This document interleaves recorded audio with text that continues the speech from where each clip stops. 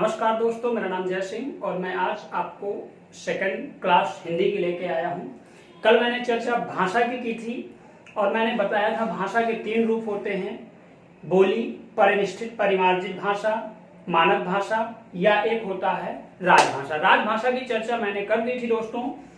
और कल मैंने बोली की बात नहीं की थी। मैंने बोली में बस इतना बताया था कि क्षेत्र विशेष में बोली जाने वाली सामान्य व्यक्तियों के द्वारा जो भाषा होती है वो बोली कहलाती है।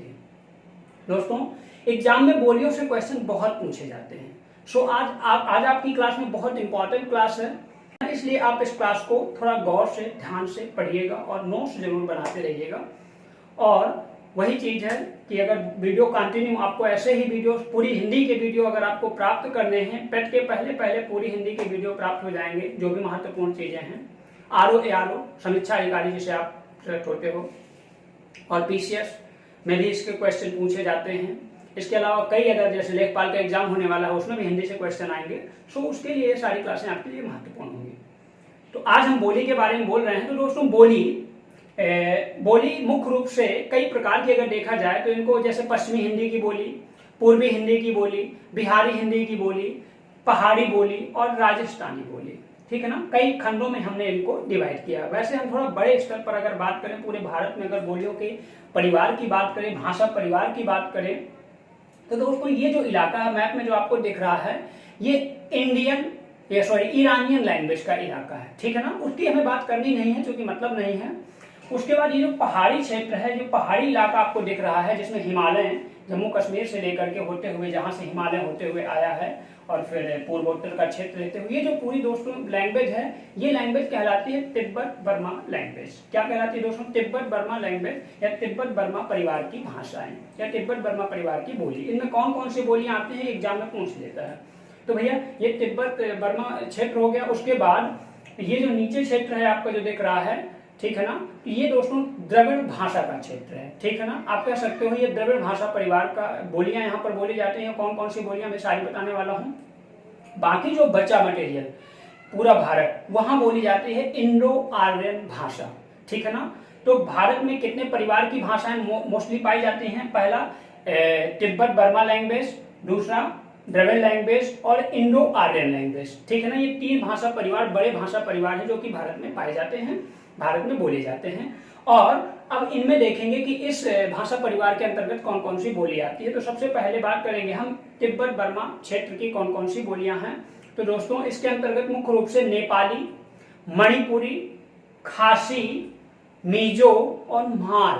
कौन कौन सी दोस्तों? नेपाली, मणिपुरी, खासी, मिजो, म्हार। ये म्हार कहाँ बोली जाती है? तो मणिपुर की एक लैंग्वेज है, कह सकते हो मणिपुर की एक ये लोकल बोली है जो वहां पर बोली जाती है। तो नेपाली हो गई, मणिपुर हो गई, खासी हो गई, मिजो हो गई, म्हार हो गई, ये सारी बोलियां किस भाषा परिवार से बिलोंग करती हैं?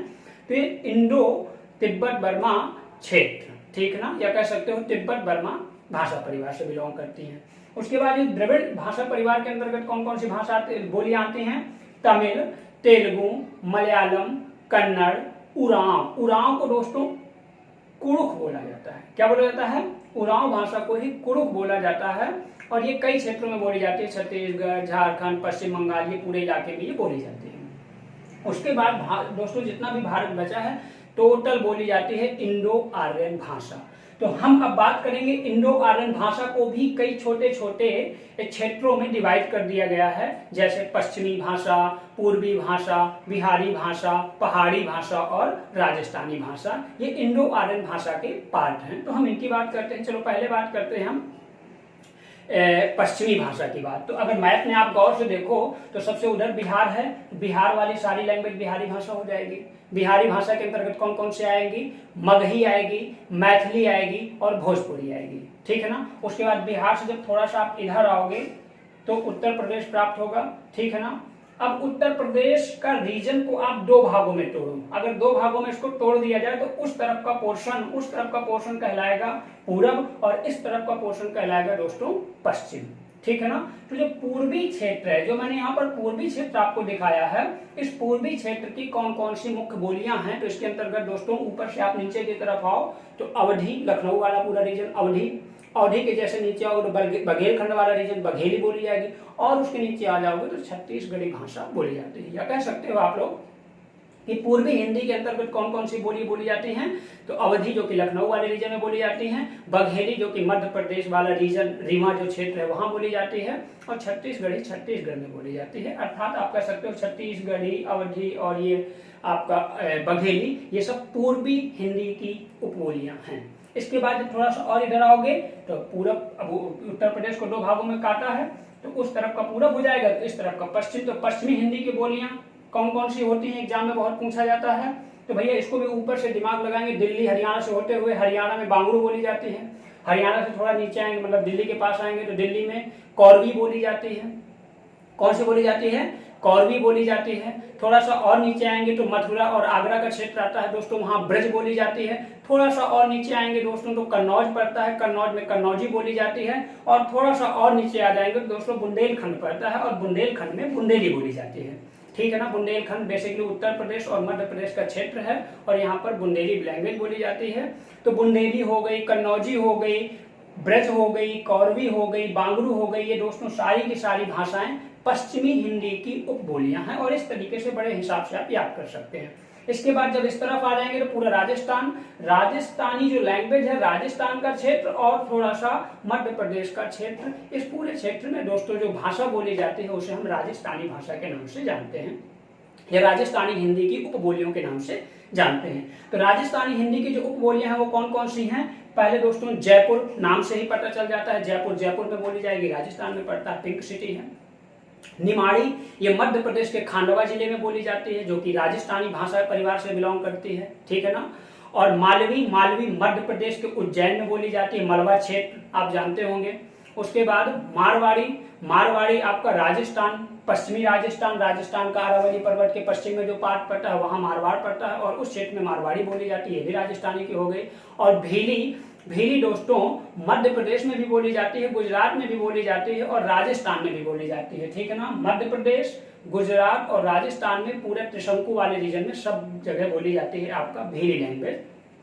तो जयपुरी हो गई, निमाड़ी हो गई, आपका मालवी हो गई, और आपका मारवाड़ी हो गई और भीली हो गई, ये सारी की सारी लैंग्वेज आपका राजस्थानी हिंदी की उपबोलियों के अंतर्गत आती है।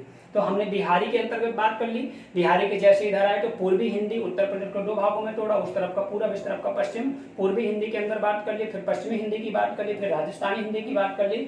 और दोस्तों उत्तराखंड वाला रीजन, हिमाचल प्रदेश वाला रीजन, ये पड़ता है आपका पहाड़ी हिंदी, और पहाड़ी हिंदी के अंतर्गत बेसिकली कौन कौन सी उपबोलियां हैं, तो जैसे कुल्लड़ पहाड़ी के अंतर्गत आती है, गढ़वाली पहाड़ी के अंतर्गत आती है, कुमाऊनी पहाड़ी के अंतर्गत आती है। इस तरीके से दोस्तों इंडो आर्यन भाषा के जो सब पार्ट थे, जैसे पश्चिमी हिंदी, पूर्वी हिंदी, बिहारी हिंदी, इन सब की हमने बात आपके सामने प्रस्तुत कर दी। अब जरा हम बात करने जा रहे हैं कि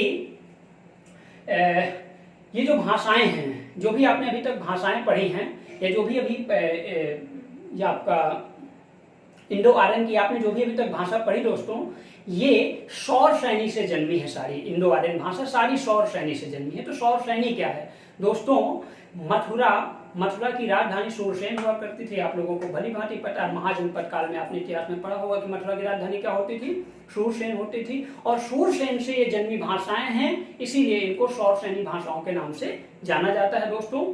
और सौर श्रेणी के अंतर ये सारी जितनी भाषाएं अभी तक मैंने पढ़ाई, ये सभी भाषाएं सौर श्रेणी का अपभ्रंश है, मतलब उनका बिगड़ा हुआ रूप है। तो कई बार पूछ लेता है भाई कि राजस्थानी क्या है, तो ये भी सौर श्रेणी अपभ्रंश है।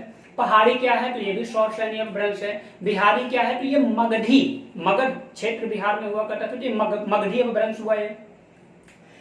मगधी बिहार में मगध था, तो मगधी अपभ्रंश हो गया, ठीक है ना। बिहार से जब थोड़ा सा इधर आते हैं तो पूर्वी हिंदी पड़ती है, पूर्वी हिंदी अर्ध मगधी अपभ्रंश हो गया। और बाकी मगधी और अर्ध मगधी अपभ्रंश के अलावा जितनी भी भाषाएं हैं सभी दोस्तों सौर श्रेणी अपभ्रंश भाषाएं हैं। तो इस तरीके से आप इनको बड़े आसानी से याद कर सकते हो, ठीक है ना। अब हम अगली बात बताने जा रहे हैं कि हिंदी का विकास कैसे हुआ, हिंदी भाषा का विकास कैसे हुआ, उसका थोड़ा सा क्रम पढ़ लें। तो दोस्तों जैसा कि आप सभी लोग जानते हैं, सबसे पहली लैंग्वेज संस्कृत, जो आज हम लोग पढ़ पाते हैं। पहली लैंग्वेज क्या है, संस्कृत। जैसे कैसे याद रखोगे, आपने इतिहास में पढ़ा होगा सिंधु घाटी सभ्यता आती है, और सिंधु घाटी सभ्यता के बाद फिर वैदिक काल आता है। दोस्तों सिंधु घाटी सभ्यता की भाव चित्रात्मक लिपि जो भी उनकी लिपि थी उसको आज तक किसी ने पढ़ नहीं पाया, इसलिए उस लैंग्वेज की हम बात ही नहीं करेंगे। उसके बाद दोस्तों वैदिक काल आता है और वैदिक काल की लैंग्वेज होती है दोस्तों संस्कृत। इसलिए मुख्य भाषा जो आज हम जानते हैं या जितनी भी भाषाएं आज हम देखते हैं वो सारी की सारी भाषाएं इसी संस्कृत से जन्मी है। इसीलिए सभी भाषाओं की जननी क्या है? संस्कृत भाषा है। दोस्तों संस्कृत के बाद फिर पाली आई, जैसे कि आप देखते हो वैदिक काल के बाद फिर महाजनपद काल आता है और महाजनपद काल में एक बहुत बड़े धर्म बौद्ध धर्म का उदय होता है और बौद्ध धर्म की भाषा क्या थी? पाली थी। तो संस्कृत के बाद पाली, पाली क्या है? संस्कृत का ही बिगड़ा हुआ रूप है, ठीक है ना। पाली के बाद फिर प्राकृत आई। प्राकृत किनकी भाषा थी? तो आप याद रखोगे उसी महाजनपद काल में जैन धर्म की भाषा हुआ करती थी प्राकृत। तो संस्कृत आई, संस्कृत के बाद आपका कौन आती है?